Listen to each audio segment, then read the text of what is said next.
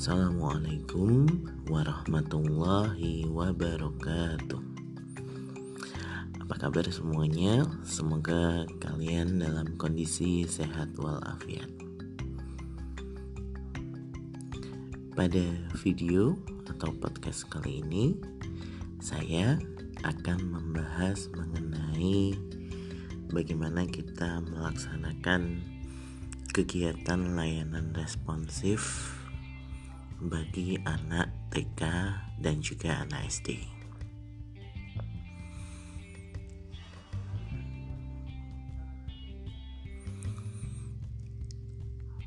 Kegiatan layanan responsif untuk anak TK dan juga anak SD dimaksudkan untuk merespon permasalahan-permasalahan yang sedang mereka alami agar mereka mendapatkan bantuan dalam mencari jalan keluar atas penyelesaian masalah tersebut. Utamanya pada anak-anak, mereka memang masih belum memiliki keterampilan yang baik dalam menyelesaikan permasalahan, sehingga seringkali harus dibantu oleh orang tua, oleh guru. Di sini posisi konselor berusaha untuk mengajari anak-anak ini agar mereka terampil untuk menyelesaikan permasalahan dengan sendirinya. Sehingga posisi konselor adalah sebagai helper yang membantu proses berpikirnya. Sehingga anak-anak ini akan memiliki sedikit demi sedikit keterampilan untuk menyelesaikan permasalahan.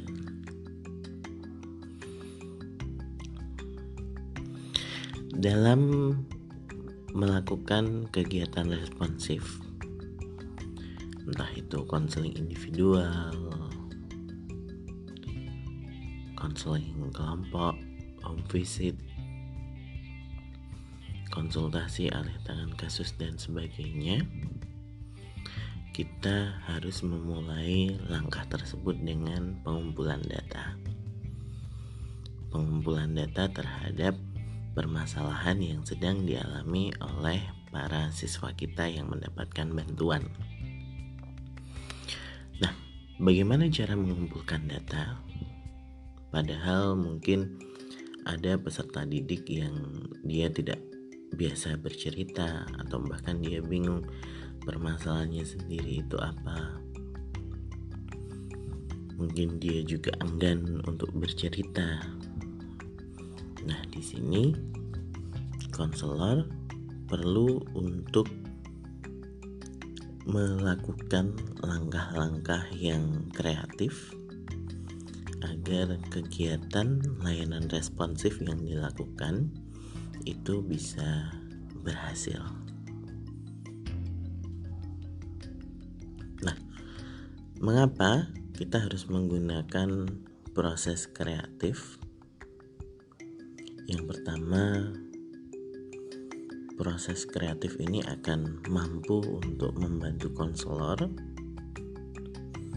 dalam mengungkap secara mendalam permasalahan-permasalahan yang tersembunyi yang mungkin sulit diungkap, tetapi karena caranya kita menggunakan cara yang kreatif, mereka tidak menyadari kalau kita sedang melakukan penggalian terhadap permasalahan. Namun, walaupun tidak disadari prosesnya oleh para siswa, namun kegiatan proses kreatif ini nanti hasilnya akan sangat bagus, akan sangat powerful. Yang kedua, mengapa kita harus melakukan kegiatan konseling atau layanan responsif secara kreatif? Karena proses simbolik yang bermakna, penggunaan kata-kata yang tepat akan mampu untuk membuat para siswa ini mengungkapkan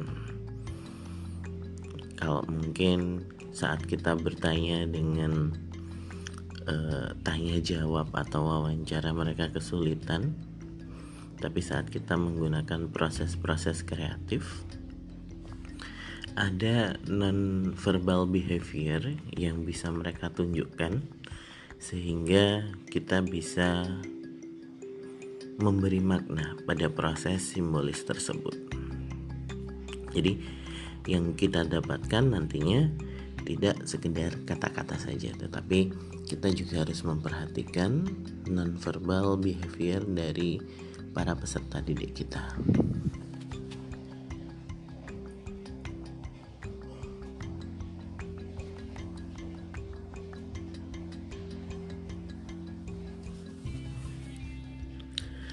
Yang ketiga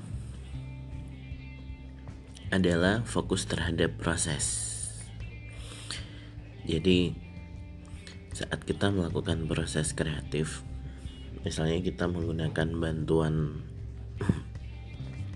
kita minta mereka sambil menggambar atau sambil bernyanyi dan lain sebagainya, hal yang penting itu bukan nilai artnya, bukan nilai seninya, bukan gambarnya bagus atau jelek, tapi bagaimana mereka bisa bercerita dari gambar atau lagu yang mereka adaptasi.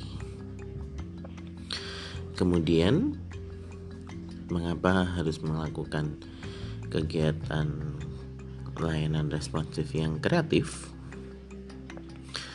Karena saat kita menggunakan kegiatan yang kreatif, artinya ada medium yang konkret. Nah, medium yang konkret ini bisa atau mampu secara simbolis mewakili diri mereka, keluarga, maupun orang-orang penting yang ada di sekitarnya. Misalnya saat mereka kita minta untuk menggambar, ini adalah saya, ini adalah ayah saya misalnya. Jadi proses simbolisnya muncul dan itu adalah perwakilan yang sangat real dari kehadiran mereka atau keluarga mereka dalam permasalahan yang sedang diceritakan. Nah, itu kenapa dalam kegiatan layanan responsif kita harus menggunakan proses kreatif. Karena anak-anak kecil mereka mungkin masih sangat kesulitan untuk menyampaikan dengan kata-kata secara langsung. Mereka perlu kita bantu dengan meminta mereka menggambar terlebih dahulu, meminta mereka atau menyusun mainan. Itu akan bisa membuat mereka untuk bercerita, mengekspresikan, bercerita tentang apa yang sedang terjadi. Nah, kegiatan kreatif apa saja sih yang bisa kita pakai dalam layanan responsif, utamanya dalam kegiatan konseling kepada anak-anak? Kalau kita lihat di bukunya Nina Brown, ada beberapa kegiatan yang bisa dilakukan untuk mengumpulkan data atau melakukan konseling dengan anak-anak. Yang pertama yaitu imagery atau menghayal, membayangkan. Jadi anak-anak kita minta untuk membayangkan tentang apa yang akan terjadi, apa yang sudah terjadi, dan apa yang mereka rasakan. Jadi kita minta mereka untuk membayangkan. Coba bayangkan satu hal yang menurut kamu menyenangkan. Coba bayangkan satu hal yang menurut kamu bisa membuat kamu sedih. Coba bayangkan satu hal yang membuat kamu tidak nyaman misalnya berada di dalam kelas. Nah, kegiatan meminta mereka untuk membayangkan ini tidak hanya isinya hayalan-hayalan semata, tapi juga akan terpengaruh dengan kejadian yang pernah mereka alami. Jadi misalkan kita minta mereka untuk membayangkan, coba sekarang kamu bayangkan saat kamu tidak mau ke sekolah. Apa yang ada di pikiran kamu saat kamu tidak ingin bersekolah? Nah, nanti dia akan bercerita. Bisa saja saat saya tidak mau ke sekolah kalau ada tugas.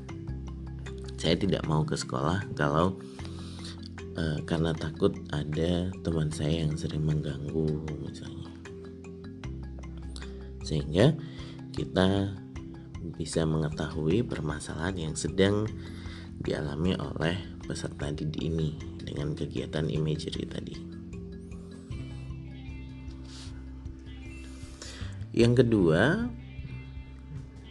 kegiatan kreatif yang bisa kita lakukan adalah dengan menggambar atau free doodling. Jadi kita minta mereka untuk menggambar bebas tentang apa yang membuat mereka senang, apa yang membuat mereka sedih, apa yang membuat mereka takut, apa yang tidak disukai dari sekolah misalkan. Nah, dalam proses menggambar tersebut kita bisa meminta mereka untuk menggunakan berbagai pensil warna atau berbagai warna.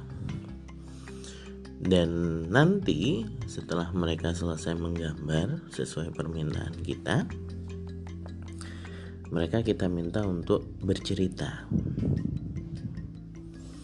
Mengapa memakai warna merah misalnya? Kenapa memakai warna biru? Kenapa mereka menggambar hal tersebut? Apa yang dimaksudkan? Nah, mereka dengan menceritakan gambar, maka juga akan menceritakan tentang permasalahan yang sedang mereka alami. Jadi dari proses menggambar sampai menceritakan itu akan ada banyak hal yang bisa kita gali mengenai permasalahan yang sedang mereka alami. Boleh juga saat mereka menggambar sambil kita tanya-tanya. Boleh. Jadi sambil wawancara, sambil mereka menggambar.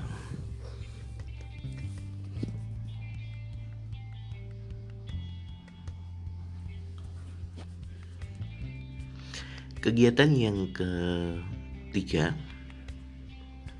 yaitu kegiatan merangkai mainan. Jadi kita berikan anak-anak ini beberapa permainan, beberapa benda secara acak.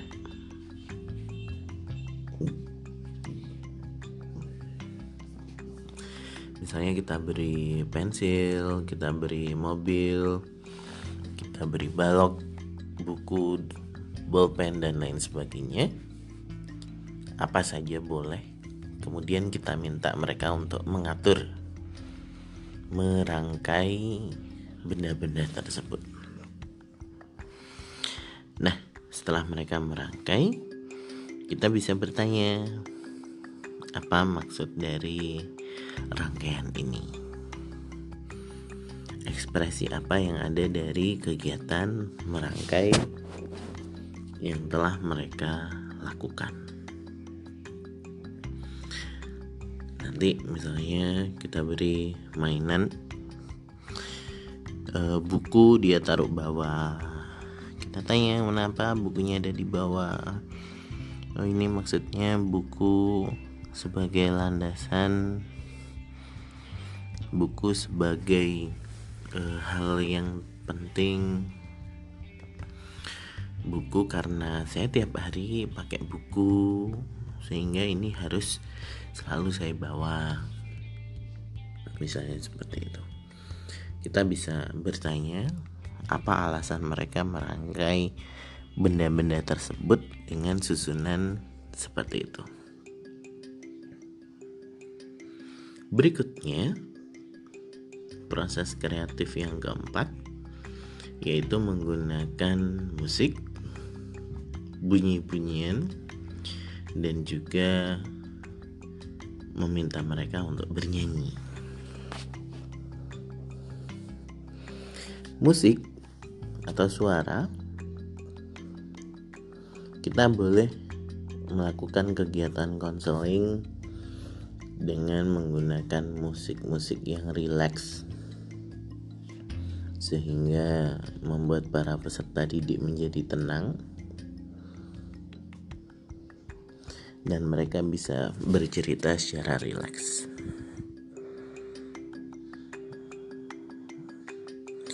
Jadi itu kalau kita menggunakan musik sebagai background. Yang kedua, kita bisa meminta mereka untuk membayangkan suatu situasi. Kita beri background musik. Boleh misalnya kamu pengen lagu apa, yang sedih, yang ceria misalnya. Sehingga kita minta untuk mengimajinasikan diri mereka atau permasalahan yang sedang terjadi. Kita minta mereka untuk memilih musik yang tepat, kemudian meminta mereka untuk membuat liriknya.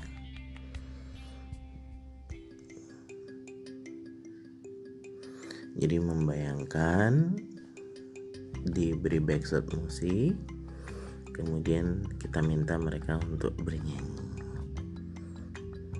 Tidak harus satu kali kemudian jadi, enggak, tapi bisa saja melalui proses-proses. Nantinya kita minta mereka untuk menuliskan liriknya, atau liriknya kita rekam, sehingga akan muncul perasaan-perasaan, akan muncul emosi dari kegiatan mendengarkan musik dan juga membuat lirik tersebut. Jadi akan ada eksplorasi emosi yang bisa kita lakukan dari kegiatan menggunakan musik dan juga menulis lirik.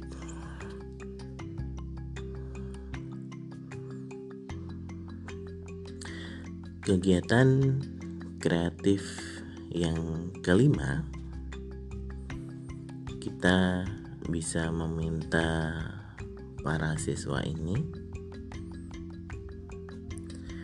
untuk membuat tulisan puisi atau cerita bebas yang mewakili emosi mereka. Jadi kita tidak mewawancarai tanya jawab, tetapi kita minta mereka untuk bercerita tentang apa yang sedang mereka rasakan dalam bentuk puisi ataupun karangan secara umum, dan nanti akan kita bahas di akhir atau setelah mereka selesai menulis puisi atau karangan tersebut. Nah, dengan menggunakan cara-cara kreatif seperti ini, anak-anak akan terbuka, anak-anak akan mampu mengekspresikan perasaannya tanpa mereka merasa sedang diinterogasi. Nah, saat kita sudah selesai dengan pengumpulan data, maka kita bisa lanjut kegiatan konseling kita ke proses pengubahan tingkah laku. Silahkan disaksikan di video